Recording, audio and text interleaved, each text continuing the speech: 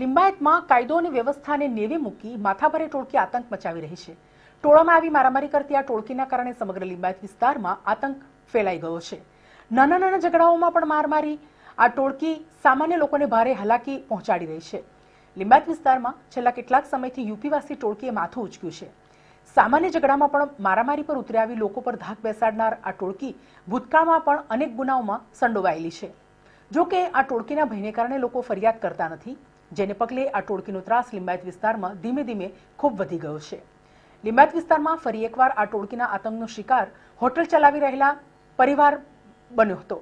લિંબાયત વિસ્તારમાં રહેતા ઇલિયાસભાઈ અને તેમનો પરિવાર મદીના મસ્જિદ વિસ્તારમાં હોટલ ચલાવે છે। કેટલાક માથાભારે યુવાનો અહીં નાસ્તો કરવા આવ્યા હતા। યુવાનો પાસે છૂટા પૈસા ન હોવાથી હોટલના માલિકે છૂટા પૈસા લઈને આવવા માટે જણાવ્યું। બસ આ જ વાતનું વેર રાખીને માથાભારે ટોળકીએ લાકડાના ફટકા સહિત હથિયારો લઈ હોટલમાં ઘૂસી જઈ માલિક સહિત તેના પુત્રને પણ ઢોર માર માર્યો હતો। આટલું ઓછું હોય ત્યારે માથાભારે ટોળકીએ સ્ત્રીઓને પણ ફટકારી હતી અને ત્યારબાદ સ્થળ ઉપરથી નાસી છૂટ્યા હતા। મારું નામ ઇલિયાસ છે। આ લિંબાયતના અંદર ભૈયા લોકોના આતંક બહુ વધી ગયો છે। મારા બાબા પાસે આવ્યા, બાબાએ કીધું છૂટા રેડી 100ની નોટના, તો એ લોકો આવીને ડાયરેક્ટ મારામારી ચાલુ કરી નાખી 8 જણે। લિંબાયતમાં આ લોકોનો આતંક બહુ ફેલી ગયેલો છે। આપણે કહીએ કે ભાઈ આગાડી લઈ લો, તો એ લોકો મારામારી કરીને માટામાં માર્યું છે।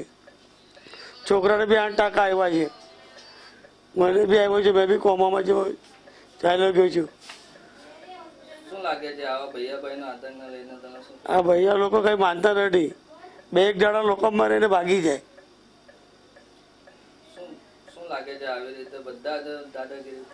આ લોકોની દાદાગીરી વધી ગયેલી છે।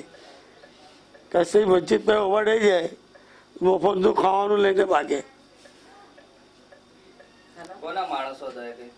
આ લોકો ભૈયાભાઈ છે, માણસ કોઈને નથી। આ લોકો એવું ગ્રુપ કોઈ નથી। સાયરા આ લિંબાયતમાં છે ને બહુ જબરદસ્તી કરે છે।